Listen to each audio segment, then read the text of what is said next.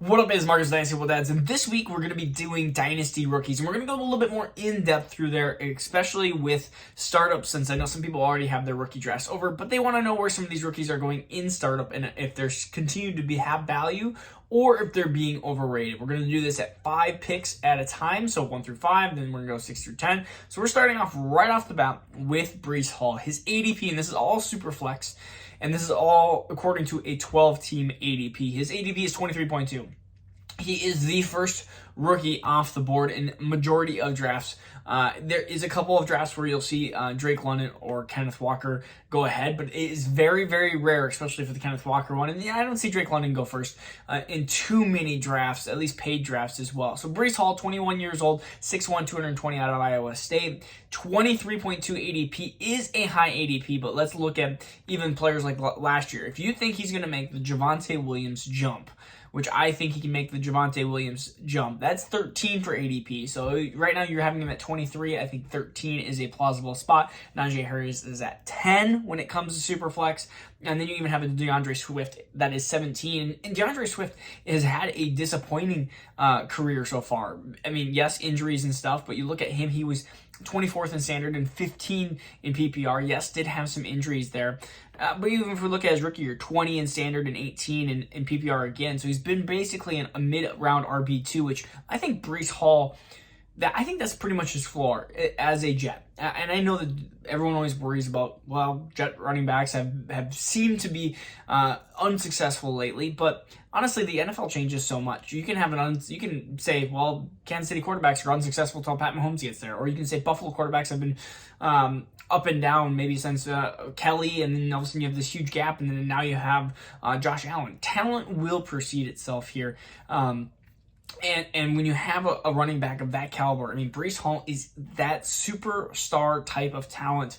We are talking about the legs. The closest thing that he is like is basically Jonathan Taylor. Look at the speed, some of the size. They're, I mean, 6'1", 220, you can run under a 4.4 flat 40. That is some speed picking up there, and he's really good out of the backfield as well, an underrated pass catcher. So we have him right, he's right around that Joe Mixon and Dalvin Cook territory. And if you're a contender, I think they're going to lean towards that Joe Mixon side, but I do not mind at all taking Breece Hall, especially if you're in Superflex and you're coming back with, let's say you have Pat Mahomes or Josh Allen stuff. Those guys are going to be great for the next 10 years. Take a Breece Hall, because even if it's not this year, it's going to be 2023 that you're going to really see Breece Hall kind of take over that backfield. I think Michael Carter is a serviceable guy that will take 20-30% of the reps away, 20 to 30% of the snaps away, which is okay. Like, that's you're gonna have to see that at some point. You can't have Najee Harris 99% snap rates. Like, that just doesn't happen,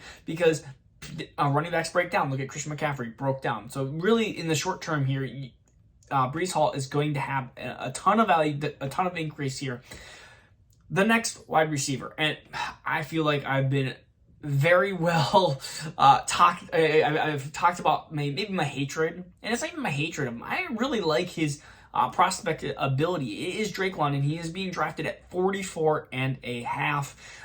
You're talking about a guy who's 6'4", 213 pounds, coming out of USC, who is 20 years old still, and really dazzled as a freshman, and arguably was the best wide receiver at USC, or arguably was the best wide receiver in college football previous to his injury. But he has no restrictions right now in rookie minicamp. 44 and a half, though, with a quarterback, Marcus Mariota, which is my biggest problem.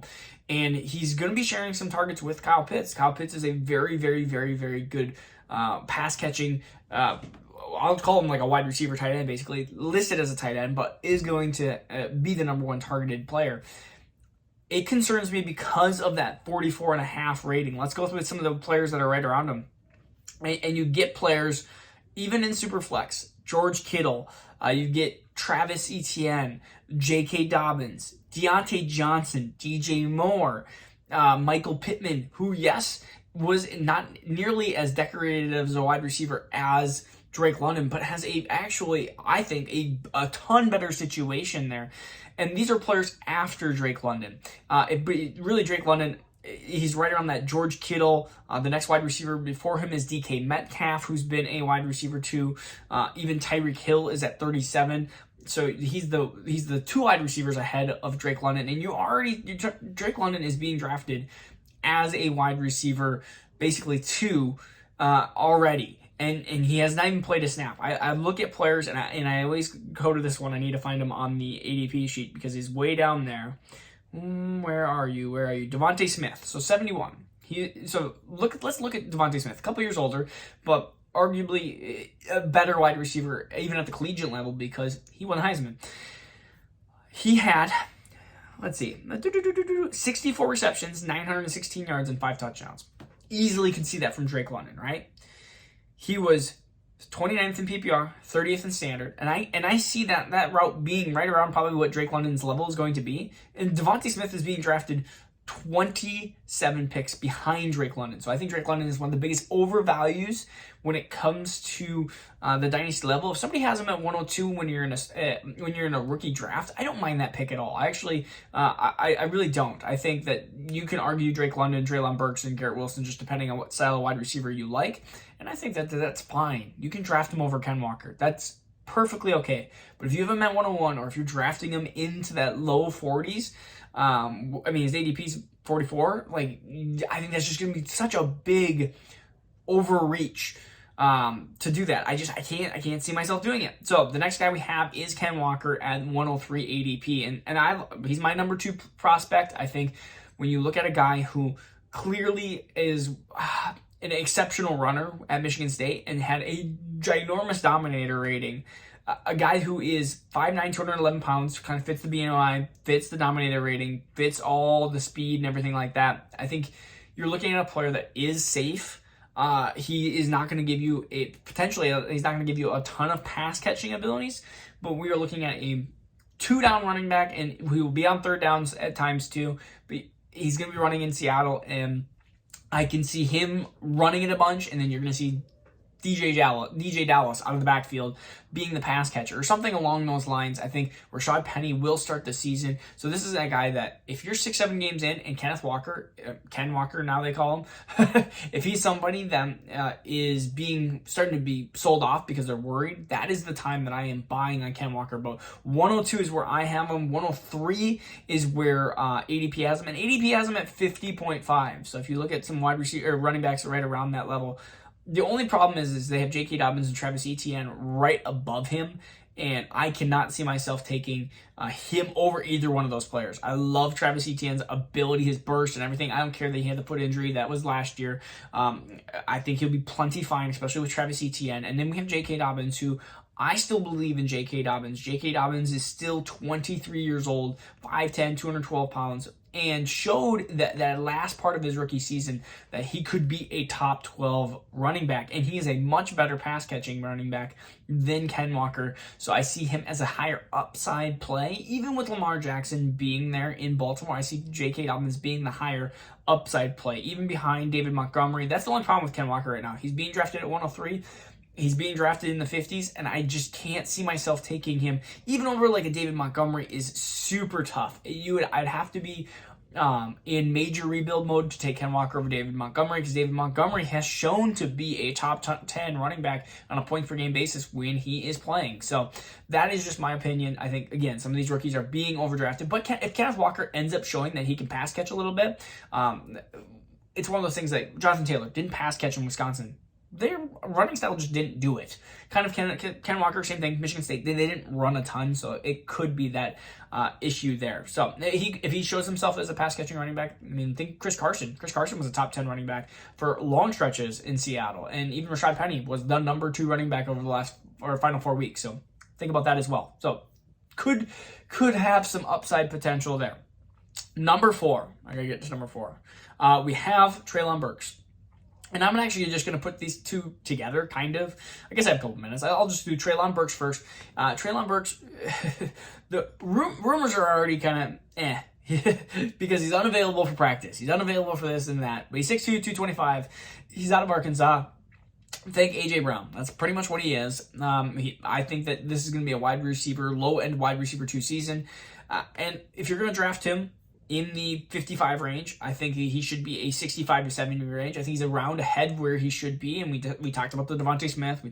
Even I think of Elijah Moore and stuff, who had really good stretches of his rookie year. I think Treylon Burks is going to have a really up and down year, and I think Robert Woods is going to be the wide receiver 1 on that team, and everyone's going to be like, whoa, Robert Woods, and it's because we forgot about him. And so Treylon Burks is my number 1 wide receiver. I do think that he has the highest potential. So if you said if I had to put money on who I think is going to be the highest ADP, or if I shouldn't say who has the highest ADP, if you said somebody was in the top 20, I would say that it's Treylon Burks, and he blew up in Tennessee. But if you told me who's outside the top 90, I would also say probably Treylon Burks, because he has the biggest boom and bust potential. There are definitely some red flags with him. And I will admit that he scares me to death. A lot of times, if I have 102, 103, I am trying to trade back a couple picks and just trying to take Garrett Wilson plus a second. So if I go 103 to 105, I'm trying to take whatever. Or if I still end up getting Treylon Burks, I get a free second out of the deal. Or I'm trying to get a 2023 second. I'm trying to move back a couple picks, and I'm trying to collect more draft capital, because Treylon Burks just scares me to death. And so we get to Garrett Wilson, who's 62.4. Again, kind of in that same situation.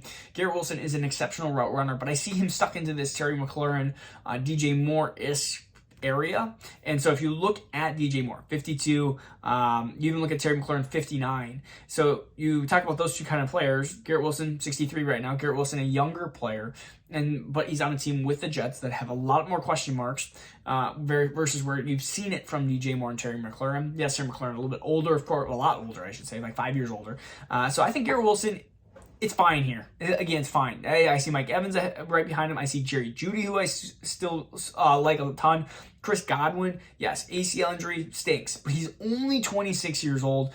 And so some of these players, I don't like the high risk of some of these players, because one out of three round 1 wide receivers ends up becoming a wide receiver one time in their entire career. So I think two of these 3 guys are probably not going to be wide receiver 1s ever in their career. At least that's according to the statistics that we've had lately in the last decade here. So that is what concerns me. So those are the top 5. I think really this rookie class is being overdrafted right now. People get infatuated. You're going to hear more stuff coming out of camp, and I wouldn't be surprised if you see Breece Hall ADP of like 18, 19. You see Drake London kind of stay probably where he's at, and maybe some of these other wide receivers scoot up a little bit, because you're going to see people go, would I rather have Treylon Burks, or the unknown of Treylon Burks, or Garrett Wilson, or would I rather have Deontay Johnson or DJ Moore, or I'm trying to think who else. Terry McLaurin. Like I can see these wide receivers just jumping all of those types of wide receivers and being into this like 50 range, because right now there's a big gap, kind of over a round gap between Drake London and these other 2 wide receivers, and I see them all in the same light. So if I see them all in the same light, and I feel like a lot of other people kind of see them all in that same category, I feel like that's going to sandwich together. You're going to see a lot of these guys into the end of 40s, into that early to mid 50s. So think 45 to 55. That's going to be the range where you're going to see a lot of these wide receivers. So that's the first 5. We're going to be going through 6 through 10 here tomorrow. So if you like this channel, please subscribe. We're going to be doing some more rookies here. Peace out. Take care.